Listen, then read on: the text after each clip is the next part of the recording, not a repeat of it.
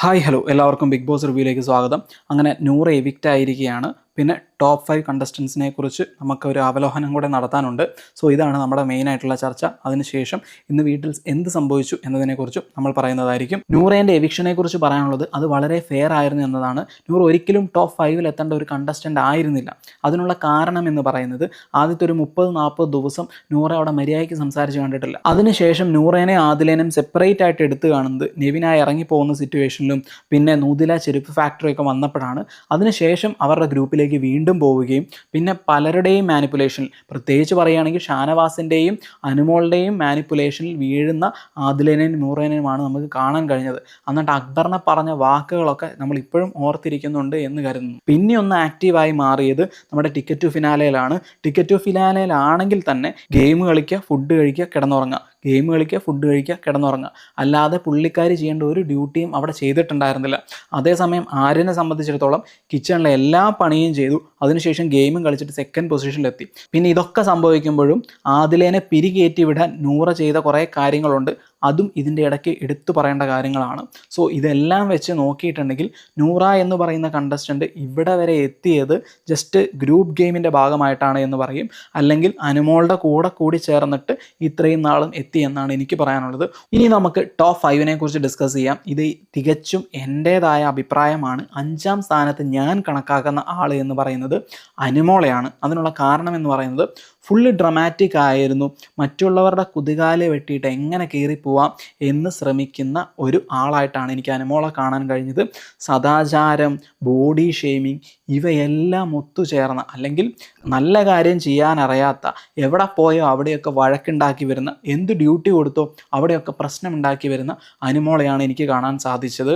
Even ഞാൻ പറയും, ഒരു 40-50 ദിവസത്തിൻ്റെ ഇടയ്ക്ക് നമ്മുടെ ആര്യൻ ജിസൈലിൻ്റെ ഇഷ്യൂവിൽ PR ഇല്ലായിരുന്നെങ്കിൽ ശരിക്കും പറഞ്ഞാൽ നെക്സ്റ്റ് വീക്കിൽ എവിക്റ്റായി പോവേണ്ടിയിരുന്ന അനുമോളയായിരുന്നു അവിടെ കാണാൻ സാധിച്ചത്. PR ഉള്ളത് കൊണ്ട് മാത്രം നിലനിന്ന് പോകുന്ന ഒരു കണ്ടസ്റ്റൻ്റ് ആയിട്ടാണ് ഞാൻ അനുമോളെ കാണുന്നത്. അതുകൊണ്ട് തന്നെയാണ് ഞാൻ 5ാം സ്ഥാനം കൊടുക്കുന്നത്. സോ അനുമോളാണ് 5ാം സ്ഥാനം. PR ഉള്ളത് കൊണ്ടാണ് ഈ 5ാം സ്ഥാനം അടക്കം കിട്ടിയത് എന്ന് ഞാൻ പറഞ്ഞുകൊള്ളട്ടെ. 4ാം സ്ഥാനം ഷാനവാസിനാണ്. ഷാനവാസിന് 4ാം സ്ഥാനം കൊടുക്കാനുള്ള കാരണം എന്ന് പറയുന്നത്, ഷാനവാസ് സീരിയലിലുള്ള പോലെ തന്നെ കുറച്ച് പെങ്ങളൂട്ടികൾ, ഫ്രണ്ട്ഷിപ്പ് കാർഡ്, അങ്ങനെയുള്ളൊരു ട്രാക്ക് പിടിച്ചിട്ടാണ് ഷാനവാസ് പോയത്. പിന്നെ അത്യാവശ്യം നല്ല രീതിയിൽ റൗഡിസവും പിന്നെ ആ മീശപിരിയൊക്കെ ആയിട്ട് ഒരു സ്വാഗായിട്ട് പുള്ളിക്കാരൻ പോകാൻ ശ്രമിച്ചിട്ടുണ്ടായിരുന്നു. പിന്നെ 3ാം സ്ഥാനം കൊടുക്കുന്നത് അനീഷിനാണ്. അനീഷിന് 3ാം സ്ഥാനം കൊടുക്കാനുള്ള റീസൺ എന്താണ് എന്ന് വെച്ചിട്ടുണ്ടെങ്കിൽ അനീഷിൻ്റെ സ്ട്രാറ്റജിയാണ്. ഓരോ ദിവസം എങ്ങനെ പോകണമെന്ന് ആദ്യകാലങ്ങളിൽ പ്ലാൻ ചെയ്തിട്ടുണ്ടായിരുന്നു, അതുപോലെ തന്നെയാണ് പോയത്. അതുകൊണ്ട് തന്നെയാണ് അനീഷിന് ഈ ഒരു ഫൈനൽ സ്റ്റേജ് വരെ നിൽക്കാൻ കഴിഞ്ഞത്. സോ ഒരു ഗെയിമറും കാര്യങ്ങളും ഒന്നുമല്ല, ഓരോ ദിവസം എങ്ങനെ പോകണം, എങ്ങനെ കണ്ടന്റ് പോകണം എന്നുള്ള രീതിയിൽ പഠിപ്പിച്ച് വിട്ടതാണോ എന്തോ അറിയത്തില്ല. നല്ല രീതിയിൽ PR സപ്പോർട്ടും ഉണ്ട്. അങ്ങനെയാണ് ശരിക്കും പറഞ്ഞാൽ അനീഷ് ഇത്രയും ദിവസം മുന്നോട്ട് പോയത്. അത് നമുക്ക് കണ്ടാൽ തന്നെ മനസ്സിലാക്കാൻ പറ്റുന്ന കാര്യമാണ്. പക്ഷേ അനീഷിൻ്റെ വന്നപ്പോൾ ഉള്ള സ്ട്രാറ്റജി അടിപൊളിയായിരുന്നു. അതുകൊണ്ട് അനീഷിന് 3ാം സ്ഥാനം ഉറപ്പാണ് എന്ന് എൻ്റെ മനസ്സിൽ ഞാൻ പറയും. 2ാം സ്ഥാനം നെവിനാണ്. ഇത്രയും നല്ലൊരു എൻ്റർടൈനറെ വേറെ കണ്ടിട്ടില്ല. 24 മണിക്കൂറെങ്കിൽ 24 മണിക്കൂർ അത്രയും നേരം എൻ്റർടൈൻ ചെയ്യിക്കാൻ പുള്ളിക്ക് പറ്റും.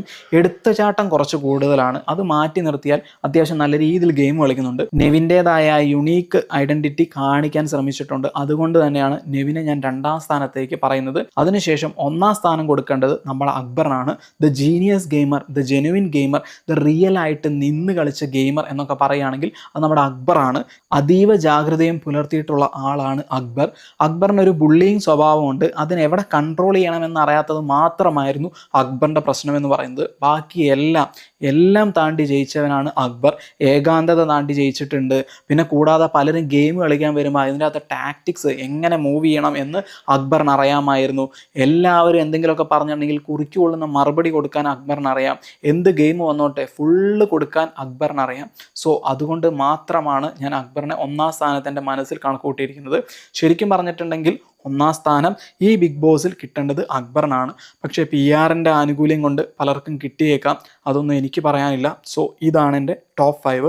ആദ്യ അക്ബർ, 2ാമത് നെവിൻ, 3ാമത് അനീഷ്, 4ാമത് ഷാനവാസ്, 5ാമത് അനുമോൾ. ഇനി നമുക്ക് ഇന്ന് വീട്ടിൽ സംഭവിച്ചതിനെ കുറിച്ച് പറയാം. എല്ലാവരും വീടൊക്കെ മിസ് ചെയ്ത് തുടങ്ങിയിട്ടുണ്ട്. അതിനുശേഷം ഇന്ന് നെവിൻ മിററിനെ നോക്കി സംസാരിച്ചിട്ടുണ്ടായിരുന്നു. നെവിൻ തന്നെ പറയുന്നുണ്ട് ഞാൻ യുണീക്കാണ് എന്ന്. ശരിക്കും പറഞ്ഞാൽ അത് സത്യമാണ്. അതിനുശേഷം ശേഷം സംസാരിച്ചത് നൂറയാണ്. നൂറേൻ്റെ അത്ര പോരായിരുന്നു. നൂറയ്ക്ക് ശേഷം സംസാരിച്ചത് ഷാനവാസാണ്. പറച്ചിലൊക്കെ കൊള്ളായിരുന്നു, പക്ഷേ പ്രവൃത്തിയിൽ അതൊന്നും കണ്ടില്ല എന്നാണ് എനിക്ക് ഷാനവാസിനോട് പറയാനുള്ളത്. അതിനുശേഷം സംസാരിച്ചത് അനുമോളാണ്. പക്ഷേ അനുമോൾ മിററിൽ നോക്കി സംസാരിച്ചത് വേറെ ആരോ കുറിച്ച് പറഞ്ഞതുപോലെ തോന്നി. നന്മ മരം എന്നുള്ള രീതിയിലൊക്കെയാണ് സംസാരിച്ചത്. അനുമോൾ അങ്ങനെയല്ല. അതുകൊണ്ടാണ് ഞാനിത് പറയാനുള്ള റീസൺ. അതും കഴിഞ്ഞിട്ടൊരു ഓർമ്മയ്ക്കായി എന്നൊരു അവസാനത്തെ ഡെയിലി ടാസ്ക് ആയിരുന്നു. അത് സൂപ്പറായിരുന്നു. അത് ഓരോരുത്തർക്ക് ഇഷ്ടമുള്ള സാധനങ്ങൾ എന്താണ് ഈ ബിഗ് ബോസ് ഹൗസിൽ നിന്ന് കൊണ്ടുപോകേണ്ടത് എന്നതായിരുന്നു. അതിൻ്റെ അകത്ത് ഹൈലൈറ്റ് ആയിട്ട് നിന്നത് നമ്മുടെ അക്ബറാണ്. അപ്പം ഓരോരുത്തർ എന്താണ് വേണ്ടത് എന്ന് പറഞ്ഞത് ഞാനിപ്പോൾ പറയാം. അനീഷ് പറഞ്ഞത് അനീഷിൻ്റെ ബോട്ടിലാണ്. ഷാനവാസ് പറഞ്ഞത് കപ്പ്. മൂന്നാമതായിട്ട് നമ്മുടെ നൂറ പറഞ്ഞത് ഒരു ജിറാഫിൻ്റെ ഒരു തല പോലത്തെ ഒരു സാധനമുണ്ട്, അത് ജെഫി എന്ന് വിളിക്കുന്ന ഒരു സാധനം, അവരോടാണ് സങ്കടം പറഞ്ഞത് എന്നൊക്കെ പറഞ്ഞുകൊണ്ട് നൂറ അത് പറഞ്ഞു. നമ്മുടെ നാലാമതായിട്ട് നിവിൻ പറഞ്ഞത് എന്താണെന്ന് വെച്ചിട്ടുണ്ടെങ്കിൽ ഒരു തത്തമ്മയുണ്ട്, കാലൊടിഞ്ഞ തത്തമ്മ. അത് നിവിൻ തന്നെയാണ് ആ കാലൊടിച്ചത്, അതുകൊണ്ട് തന്നെ നിവിൻ അത് മതി എന്ന് പറയുന്നു. അക്ബറാണ് ഇതിൻ്റെ അകത്ത് മെയിനായിട്ട് നിന്നത്. ഒരു സോഫ സെറ്റാണ് അത്. അക്ബറിന് കംഫേർട്ട് നൽകിയിട്ടുണ്ടായിരുന്നു പല സമയങ്ങളിൽ എന്ന് പറഞ്ഞിട്ടുണ്ട്. ഇതൊക്കെ കൊടുക്കുവാണെങ്കിൽ ഏറ്റവും കോൾ അടിച്ചിരിക്കുന്നത് നമ്മുടെ അക്ബറിന് തന്നെയാണ്. പിന്നെ എവിക്ഷൻ നടക്കുകയായിരുന്നു. പിന്നെ ടോപ്പ് 5 കാണിച്ചിട്ട് ഒരു ചിത്രമൊക്കെ എടുത്തിട്ട് എല്ലാവരും പിരിയുന്നതായിട്ടാണ് ഇന്നത്തെ ദിവസം കാണിച്ചത്. ഇനി ലൈവില്ല, നാളെ നമ്മുടെ ഫിനാലെ മാത്രം. സോ ഇത്രയും നാളത്തെ ഈ 100 ദിവസത്തെ ജേണി അവസാനിക്കാൻ പോവുകയാണ്. ഞാൻ ഏകദേശം എല്ലാ ദിവസവും ലൈവും എപ്പിസോഡും കണ്ടിട്ടാണ് ഞാൻ നിങ്ങളോട് റിവ്യൂ പറയാൻ വന്നത്. സോ അതൊക്കെ അവസാനിക്കുകയാണോ എന്ന് ചോദിച്ചിട്ടുണ്ടെങ്കിൽ അല്ല, ഇതൊക്കെ ഒരു തുടക്കമാണ്. നിങ്ങളുടെ ജീവിതത്തിൽ എന്തെങ്കിലും ഒരു ഉന്നമനം വരുത്താൻ പറ്റിയ കാര്യങ്ങളുമായി ഞാൻ വരുന്നതായിരിക്കും. സോ നാളെയും കൂടെ ഉണ്ട് നമ്മുടെ ഗ്രാൻഡ് ഫിനാലെ. അത് കഴിഞ്ഞിട്ട് നമുക്ക് എന്താണ് എൻ്റെ ഭാവി പരിപാടി എന്നും കൂടെ ഞാൻ പറയുന്നതായിരിക്കും. Thank you for watching.